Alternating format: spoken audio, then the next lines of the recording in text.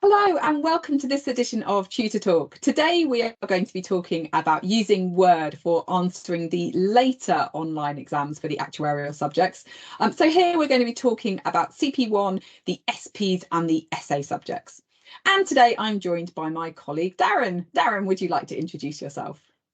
Hi there, I'm Darren Michaels and I teach the three general insurance subjects, so that's SP7, SP8 and SA3. Lovely stuff. So, Darren, let's get straight into it. When should we start practicing answering questions in Word? Well, I would say now, to be honest. It's never too early to start. If you're doing tutorials, I would encourage you actually to take your laptops with you. So if that's face-to-face tutorials, or if you're doing online tutorials, then you'd probably have a laptop anywhere, and I would encourage you to be using that for any questions that you do during the tutorials. I'd also encourage you to use Word for assignments, past paper questions as you're going through them. And of course, when it comes to mock exams, you need to do them in Word anyway. Many students, I think, find that it takes them longer to type things out than it does to write them out by hand. So anything that you can actually do, therefore, to try and be a bit quicker at typing should help you with any time pressure you might experience in the actual exam. In terms of that time pressure, have you got any tips on how we can lay out our answers in Word? Because that feels it might be a bit of a time saver as well. Sure. So I think I would encourage people to use the power of Word, but not to waste any time making your script look pretty. So there might be some quick wins that you could go for. So for example, using the bullet point functionality in Word, putting the odd heading here or there, maybe a bit of bold or some underlining. As with all written exams, bullet points are absolutely fine. You don't need to write or type, in this case, in complete sentences or paragraphs. I think it's worth thinking about maybe spacing things out a bit to make it easier for the markers to find your points. Maybe start each part of a question or each question on a separate page. Don't forget, of course, that you can always insert another important point if you think of it later on, which you could never do in the days of a handwritten script, of course. However, whatever you do, try and avoid cutting something out and then forgetting it to paste it back into your script. I've heard nightmare stories from students who've done this accidentally during the time pressure of an exam, and I can see actually how easy it is to do when you think about it. Tables could be quite useful in some cases, maybe for presenting answers. For example, I don't know, the first part of a question might be to identify some issues or problems, and then the next part might be to suggest solutions to those problems. So kind of putting those answers side by side in a table could be quite a sensible and clear way to lay them out. It might even save you a bit of time because you could possibly actually attempt both parts at the same time. Maybe using something like autosave is a good idea in case your computer crashes, because you don't want to lose any of your script. But you do need to be careful to ensure that your file's not time-stamped, of course, after the submission deadline. So maybe you want to think about turning that off nearer the end of the exam.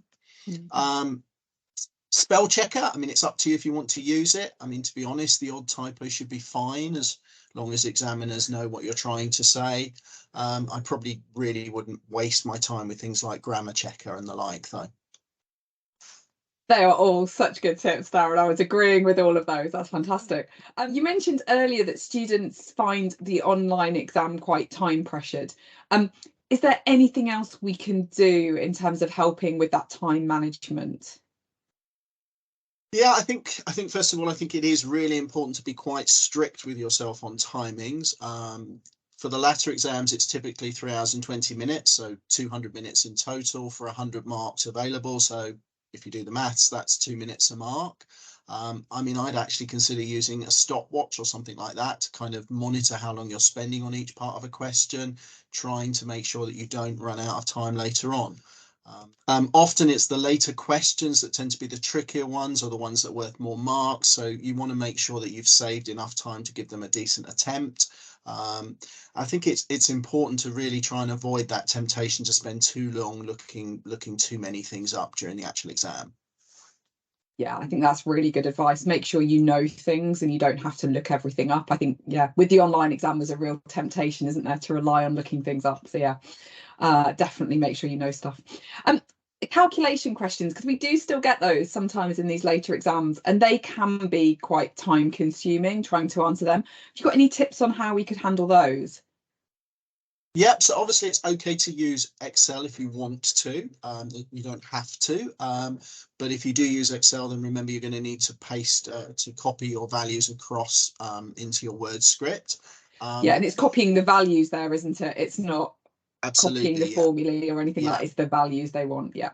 Yeah, just the values, that's right. And it's important, I think, to be careful not wasting any time over engineering your spreadsheets or making them look pretty, because, you know, after the exam, they're never going to be used for anything else again.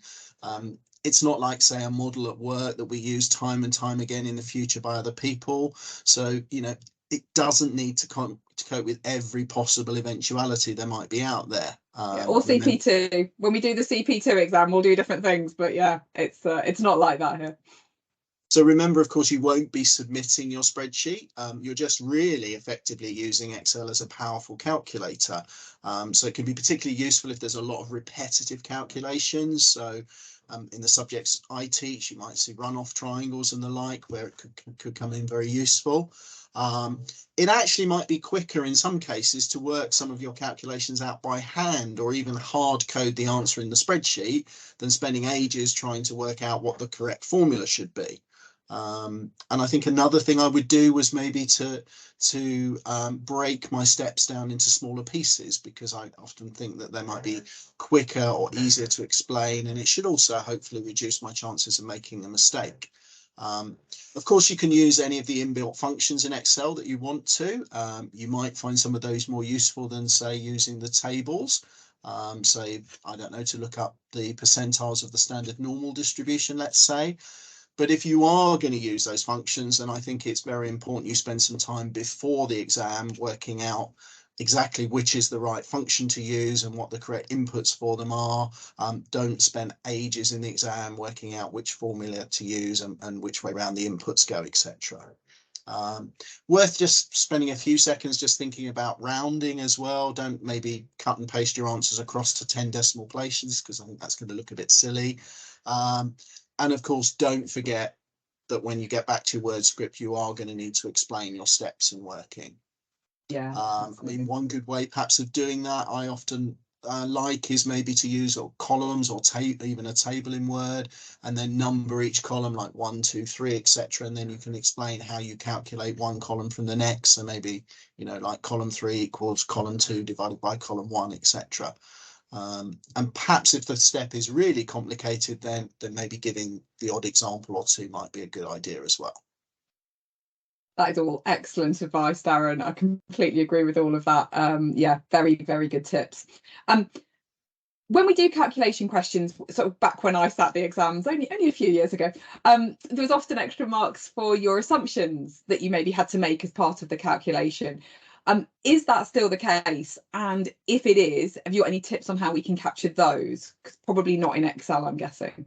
Yeah, definitely. So we want to put those in Word, obviously, because that's what we're going to submit at the end of the day. And I definitely wouldn't underestimate them. So certainly in the subjects that I teach, assumptions can often be worth a significant number of marks. So, you know, I think I'd probably be tempted to put them on a separate page in my word script.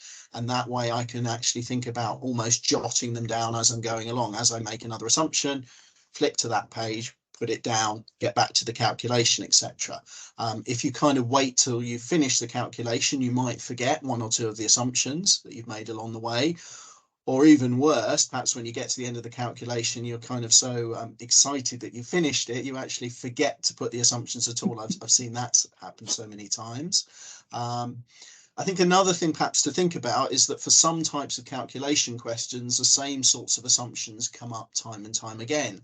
So it might be worth thinking about compiling a list of them as part of your reference materials to have to hand on the day of the exam. And then you could check which ones of those might be relevant for the question you're actually doing. Obviously, don't forget you can't have any pre-prepared templates, so you would need to retype them from scratch. You couldn't cut and paste them in from a list or anything like that, but it might be a useful memory aid to have to hand on the day of the exam. Yeah, you started to mention reference materials there.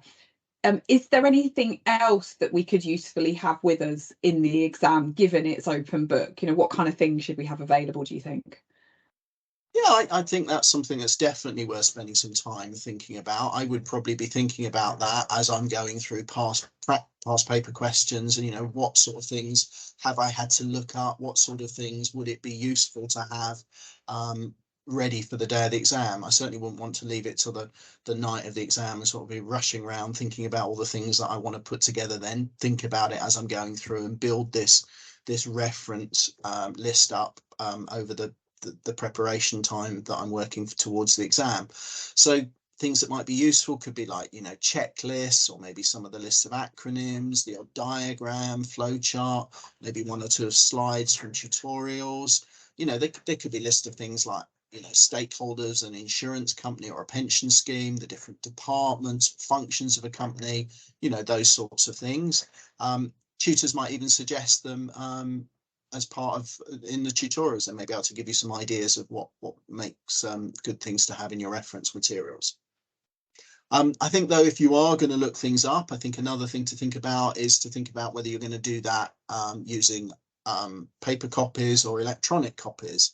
If you're going to use electronic copies, how are you going to find things? You're going to use the search functionality, for example. If you're going to use hard copies, then maybe you want to kind of index your notes, I don't know, with post-it notes or the like, to make it easier to find things quickly.